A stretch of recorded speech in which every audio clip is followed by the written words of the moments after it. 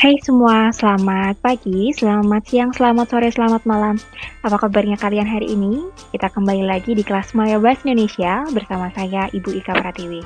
Kali ini Ibu akan memperjelas tugas untuk lembar kerja 2 Job Sastra.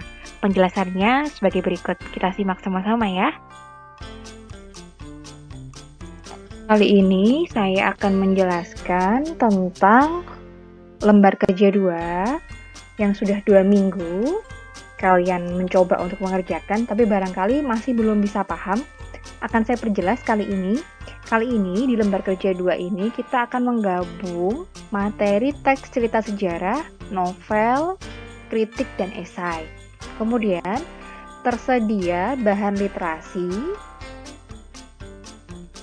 untuk yang teks cerita sejarah, kemudian untuk novel, dan yang di bawahnya lagi ini untuk yang kritik dan esai.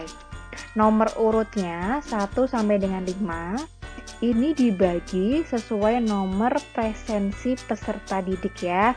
Jadi kalau nomor presensinya 5, 10, 15 berarti mendapat bacaan atau bahan literasi nomor 5. Saya harapkan kalian semua paham tentang pembagian bahan literasi sehingga nanti ketika mengerjakan tidak salah karena sudah sesuai dengan bahan literasi yang sudah Ibu bagi. Baik, sekarang kita ke pertanyaannya ya. Nah, nomor 1, setelah membaca kutipan teks cerita sejarah dan kutipan novel sesuai bahan literasi yang sudah dibagi sebelumnya, yang diminta pertama adalah datalah informasi penting atau fakta sejarah yang terdapat dalam kutipan teks cerita sejarah yang sudah kamu baca. Jadi, fakta sejarah apa sih yang kalian temukan, yang kalian dapatkan dari bahan literasi untuk yang teks cerita sejarahnya. Kemudian yang poin yang B, carilah informasi tentang latar belakang sosial pengarang. Misalkan begini, setiap pengarang menciptakan sebuah karya tentu dilatar belakangi oleh beberapa faktor, di antaranya faktor sosial pengarang. Kita ambil contoh saja, ada yang pernah lihat atau menonton film Ayat-Ayat Cinta, Ketika Cinta Bertasbih, Dalam Mihrab Cinta, penulisnya adalah Habibur Rahman El-Shirazi. Kalau dilihat latar belakang sosial pengarang, beliau adalah orang yang tinggalnya di pondok pesantren, kemudian berkegiatan dalam bidang keagamaan, sehingga tokoh dan latar cerita yang beliau tulis itu juga tidak terlepas jauh dari kehidupannya saat itu. Jadi nanti kalian bisa mencari tahu latar belakang sosial pengarang dan maksud pengarang menciptakan novel jika dikaitkan dengan kondisi sosial masyarakat saat itu. Nah, contohnya nih. Contohnya kita ambil saja Ronggeng Dukuh Paruk karya Ahmad Tohari. Apa sih yang melatar belakangi seorang Ahmad Tohari mengangkat cerita tentang Ronggeng Dukuh Paruk? Jadi tentang kehidupan seorang penari yang bernama Serintil. Nah, kemudian dia punya seorang ibu yang akhirnya meninggal, kemudian bagaimana perjalanannya sebagai seorang ronggeng begitu ya. Kemudian kalau dikaitkan ini apakah terjadi di daerah Banyumas atau di mana? Kemudian apa yang latar belakangi gitu. Jadi kita perlu cari tahu nih, apa sebenarnya sih yang latar belakangi seseorang itu menciptakan sebuah karya sastra. Kita lanjut lagi ya ke nomor 2. Oke. Identifikasilah struktur teks cerita sejarah novel dengan menggunakan tabel berikut ini dengan menggunakan bahan literasi sesuai nomor presensi. Nanti kalian tulis judul teks novel sejarahnya, kemudian untuk bagian orientasi. Bagian orientasi kita blok deh. Oke, bagian orientasi nanti dicari bukti kutipannya yang menunjukkan bagian orientasi itu ditulis. Tidak perlu semuanya.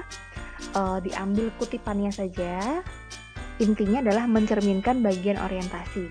Sedikit penjelasan, untuk bagian orientasi biasanya menceritakan tentang tokoh dan latar sebuah cerita. Siapa tokohnya, kemudian di mana latarnya, bagaimana suasananya. Nah, nanti tinggal dijelaskan saja di bagian penjelasan. Berdasarkan bukti kutipan, dapat diketahui bahwa terdapat latar tempat yaitu bla bla bla bla yang terjadi pada bla bla bla bla, kemudian mengacu kepada struktur teks yang merupakan bagian orientasi. Kemudian setelah orientasi, struktur teks yang kedua apa nih? Ditulis. Nanti bukti kutipannya ditulis juga, boleh dijelaskan. Kemudian ada menuju konflik. Setelah menuju konflik apa? Nah, ini diisi. Yang terakhir koda. Koda jika memang tidak ditemukan atau tidak kalian temukan di bagian novelnya, kalian bisa isi sendiri sesuai dengan amanat yang bisa kalian simpulkan, yang bisa kalian dapatkan dari novel, sejarah, ataupun novel yang kalian baca tadi. Kemudian judul kutipan novelnya ditulis lagi. Nah, udah ditulis, dicari lagi nih struktur teksnya. Kalau untuk struktur teks novel sejarah dan novel kan tidak berbeda alias sama. Jadi setelah orientasi apa nih ditulis yang nomor 2. Bukti kutipannya nanti dicari, kemudian beri penjelasan sedikit berkaitan dengan bukti tadi yang mengacu pada struktur. Intinya adalah mampu menunjukkan bukti dan menjelaskan. Gitu ya. Oke, kita lanjut lagi nih. Oke, kita lanjut lagi ke nomor berikutnya. Nomor 3. Berilah contoh bukti kaidah kebahasaan yang terdapat pada kutipan teks cerita sejarah, novel, dan kutipan kritik dan esai yang telah kalian baca dengan menggunakan tabel. Kalimat bermakna lampau. Nah, contohnya nih, bukti kutipannya apa nih? Ketemu nggak bukti kutipannya? Kalimat bermakna lampau. Pada zaman dahulu, kemudian sebelumnya, misalkan saja. Kemudian penggunaan konjungsi yang menyatakan urutan waktu, misalkan pertama, kedua, ketiga, selanjutnya, berikutnya.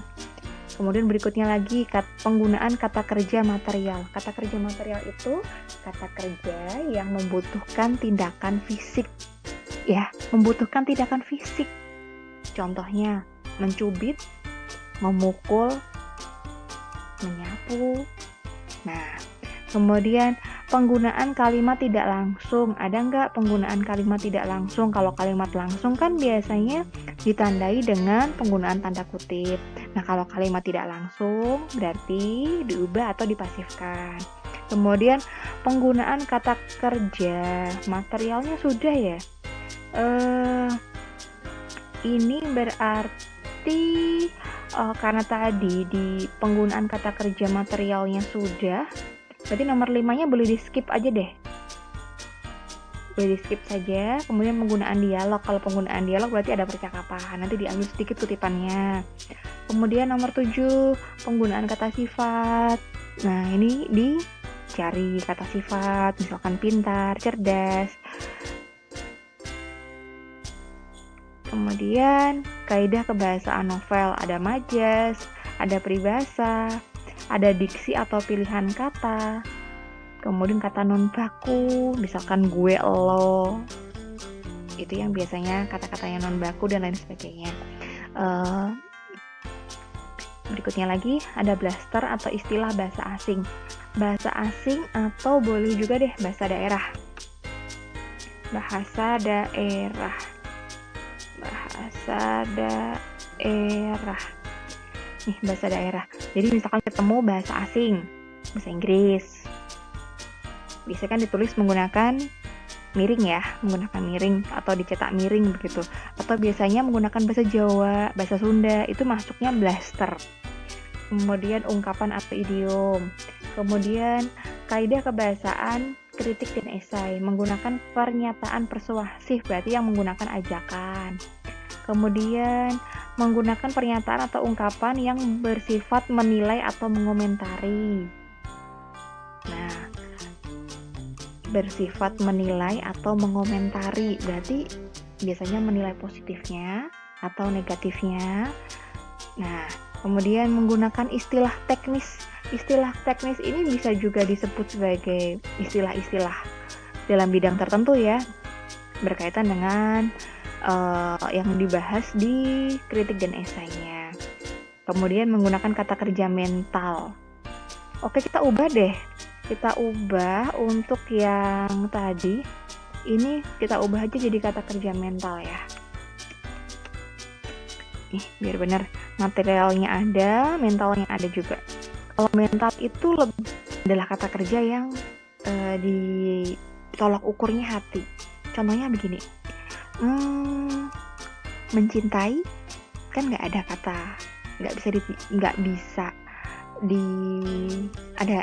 ada tindakan fisiknya, tapi bisa dirasakan pakai hati. Mencintai, menyayangi, kemudian mengagumi sesuatu yang dirasakan pakai hati, itu adalah kata kerja mental. Lanjut lagi ke bawah. Oke, udah ketemu ya ini ya. Kemudian yang terakhir, yang keempat, sebut dan jelaskan bukti kalimat, nilai-nilai apa sajakah yang kalian temukan setelah membaca novel sejarah dan novel. Misalkan nilai keagamaan, nilai sosial. Nah, nanti ditulis di sini.